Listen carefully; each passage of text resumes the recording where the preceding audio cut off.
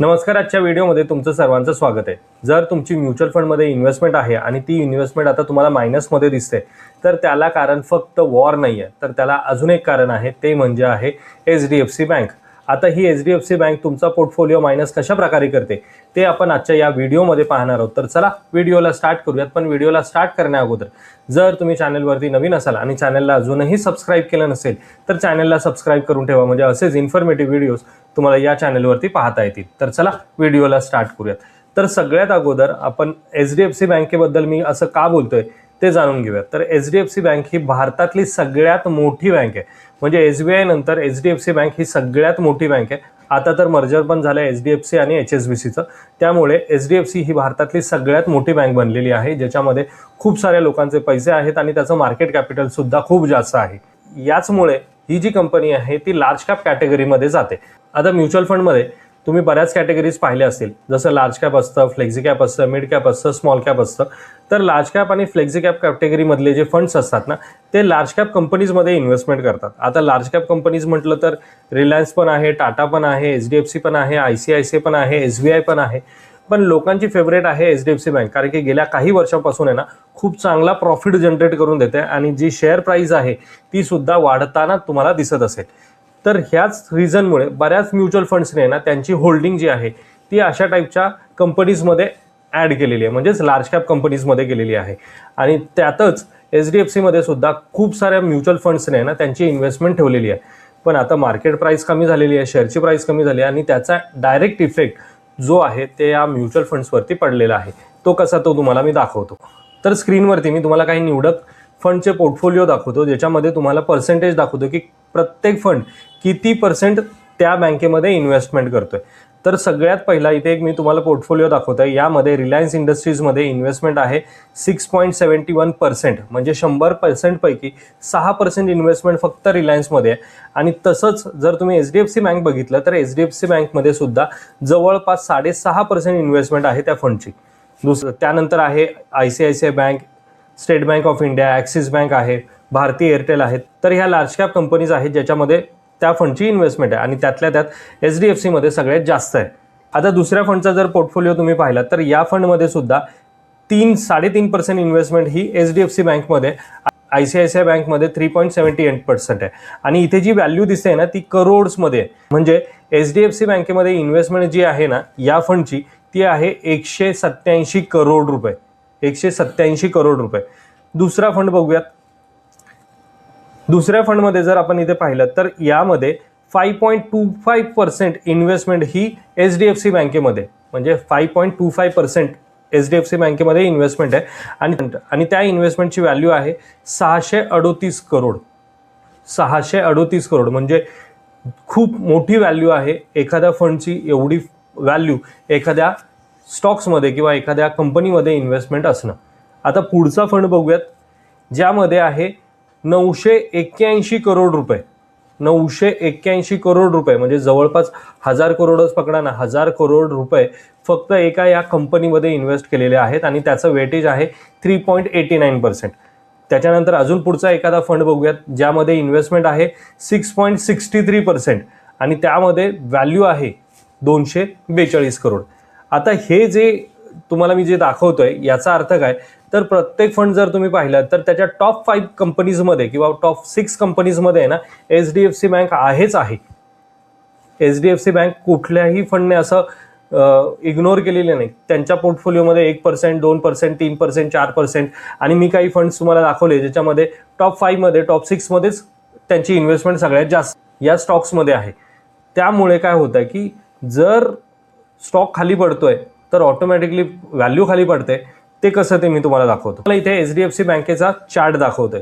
आता जर ह्या चार्टवरती तुम्ही गेलात तर हा जो चार्ट आहे ना तो 1 वर्षापासूनचा आहे. म्हणजे जर YTD घेतला मी इथे तर 1 जानेवारी 2026 पासून ते आत्तापर्यंत जर बघितला तर जवळपास 25% डाऊन झालेला आहे. 25% म्हणजे जिथे तो 1000 रुपयाला मिळत होता, म्हणजे 2 जानेवारीला 1001 रुपये त्याची शेअर प्राइस होती आणि ती शेअर प्राइस आता किती झाली आहे 735 रुपये. म्हणजे 1000 करोड रुपये जर एखाद्या फंडने त्या कंपनीमध्ये किंवा त्या स्टॉक्समध्ये इन्व्हेस्ट केले असतील ना, तर त्या 1000 करोड रुपयाची व्हॅल्यू आता 735 करोड रुपये झाली असेल. म्हणजे जवळपास तुम्ही पकडा ना 250 करोड रुपये स्वाहा झाले फक्त 2 महिन्यामध्ये. आणि त्याचा इनडायरेक्ट इम्पॅक्ट जो आहे ना, तो तुमच्या म्युच्युअल फंडच्या इन्व्हेस्टमेंटवरती पडणार. कारण की एखादा स्टॉक जर 25% पडतोय, 30% पडतोय, तर त्याचा इनडायरेक्टली इम्पॅक्ट तुमच्या फंडवरती पडणारच पडणार, तुमच्या NAV वरती पडणारच पडणार.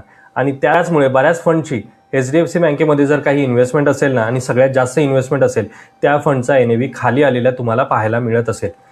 आता हा तर झाला मी HDFC बँकेचं सांगितलं. आणि HDFC बँकेमध्ये जे आत्ता न्यूज आली, म्हणजे माझ्या मते मार्चच्या एंडिंगला किंवा 15-16 मार्चला जेव्हा न्यूज आली, त्यावेळेस HDFCचा बँकेचा जो शेअर होता ना, तो 845 किंवा 840 रुपयाच्या आसपास ट्रेड करत होता. आणि जशी न्यूज आली की डायरेक्टरने रिझाईन केलं आणि ह्या सगळ्या गोष्टी घडल्या, आणि त्याच्यानंतर शेअरची प्राईस आता 735 रुपये झालेली आहे. म्हणजे वॉरमुळे अगोदरच शेअर खाली आलाच होता, पण हे काही जे काही घडलं ना, त्याच्यामुळे शेअरची प्राईस अजून खाली गेलेली दिसते. या HDFC बँकेमुळे अजून काय झालं तर बँक निफ्टी, ज्याच्यामध्ये बँकेचे सगळे शेअर्स आहे आणि बँकेचा इंडेक्स आहे, त्या इंडेक्समध्ये सुद्धा जर तुम्ही पाहिलं तर जवळपास 13-15 मार्चपर्यंत आहे ना चांगला चालला होता. म्हणजे 57,000-58,000च्या आसपास ट्रेड करत होता. पण जसं HDFC बँकेची न्यूज आली आणि HDFC बँकेचा शेअर 25% खाली आला, ऑटोमॅटिकली तो इंडेक्सला पण खाली घेऊन आला.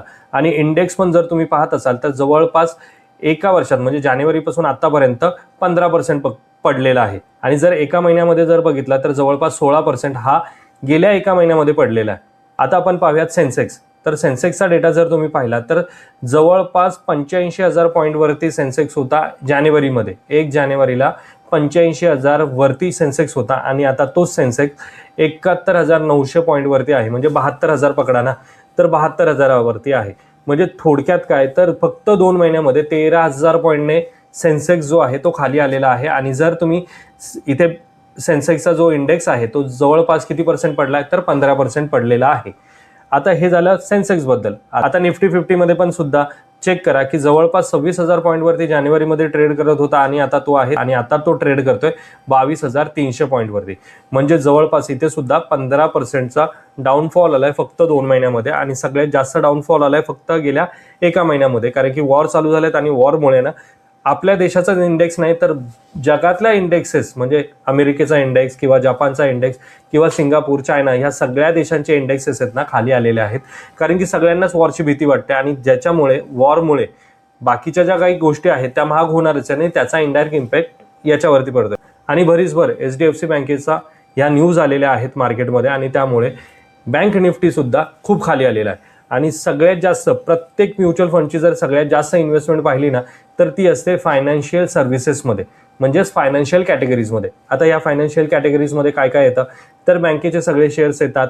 जे नॉन बँकिंग सेक्टर्स असतात, ज्या फक्त लोन्स प्रोव्हाइड करतात, ते सेक्टरसुद्धा फायनान्शियल सर्व्हिसेसमध्ये येतात.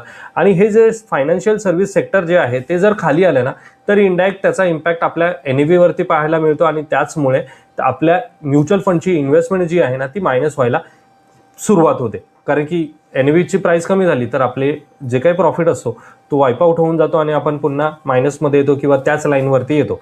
पण आता काय करायचं तर आता काहीही करायचं नाही. आता तुमची जी इन्व्हेस्टमेंट आहे ना ती तुम्हाला लॉंग टर्ममध्ये घेऊन जायची आहे. कारण की कधीही म्हणजे आजपर्यंत जर तुम्ही पाहिलात तर कोविडच्या काळामध्ये मार्केट जे आहे ते जवळपास 20% करेक्ट झालं होतं. आणि आता या वॉरमुळे ना जवळपास जर तुम्ही बघितलं तर जानेवारीपासून आतापर्यंत 15% प्रत्येक इंडेक्स करेक्ट झालेला आहे.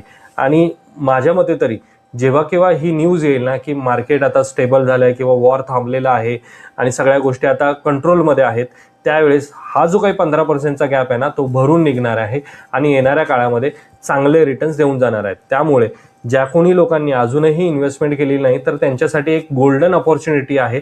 कारण की जर त्यांनी आता इन्व्हेस्टमेंट करतायत ना या टायमिंगला तर यामध्ये काय होतं की ते 15% मायनस असताना, इंडेक्स मायनस असताना ते इन्व्हेस्ट करतात. आणि इथे जर त्यांनी इन्व्हेस्टमेंट केली आणि इथून जर मार्केट वर चालायला सुरुवात केली ना तर 15% वरती जास्तोपर्यंत त्यांना 15%च्या आसपास गेन झालेला असेल. आणि दुसऱ्या साईडला ज्या लोकांनी ऑलरेडी इन्व्हेस्टमेंट केलेली असेल ते त्यांच्या लाईनवरती येतील.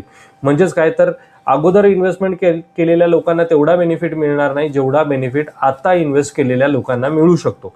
हे माझं प्रेडिक्शन आहे, माझं मत आहे. याच्यामध्ये मी कुठेही तुम्हाला रिकमेंडेशन करत नाही की तुम्ही अशाच प्रकारचे इन्व्हेस्टमेंट करा किंवा अशाच प्रकारचं स्ट्रक्चर फॉलो करा. पण ओव्हरऑल जर तुम्ही कोणत्याही लोकांचे किंवा कोणत्याही फायनान्शियल एक्सपर्टचं जर गोष्टी ऐकल्या किंवा त्यांचं इंटरव्ह्यूज पाहिले तर सगळेजण हेच सांगतात की डाऊनफॉल मार्केटमध्ये जर तुम्ही इन्व्हेस्टमेंट केली तर लॉंग टर्ममध्ये ते तुम्हाला चांगली वेल्थ क्रिएट करून देण्याचं काम करतात. जे फक्त आणि फक्त तुमचेच पोर्टफोलिओ मायनस नाही आहेत, तर जो कोणी म्युच्युअल फंडमध्ये इन्व्हेस्टमेंट केले असेल 2 महिन्यापूर्वी, 6 महिन्यापूर्वी, 2 वर्षापूर्वी, 3 वर्षापूर्वी, या सगळ्या लोकांची इन्व्हेस्टमेंट आहे ना आता पुन्हा तिथेच येऊन थांबली असेल किंवा ज्यांनी आत्ता इन्व्हेस्टमेंट केली असेल ना त्यांची इन्व्हेस्टमेंट मायनसमध्ये दिसत असेल 10-15%, 20%, 25%, तर त्याला काही कोणी दुसरा माणूस जबाबदार नाही आहे, तर त्याला स्टॉक मार्केट जबाबदार आहे. कारण की इन्व्हेस्टमेंट तुमची मार्केटमध्ये असल्यामुळे जर मार्केट खाली पडते ना त्याचा इम्पॅक्ट तुमच्या इन्व्हेस्टमेंटवरती पाहायला मिळतो. त्यामुळे अशा गोष्टी होत राहतात मार्केटमध्ये, ह्या गोष्टी चालत राहतात. पण तुमचा गोल काय आहे की 10 वर्षासाठी, 15 वर्षासाठी किंवा 20 वर्षासाठी इन्व्हेस्टमेंट करायची आहे आणि त्यासाठीच तुम्ही जर SIP सुरू केली आहे किंवा लमसम इन्व्हेस्टमेंट केली आहे ना तर अशा काही गोष्टींकडे लक्ष देण्याची गरज नाही, कारण की तुमचा होरिझन मोठा आहे.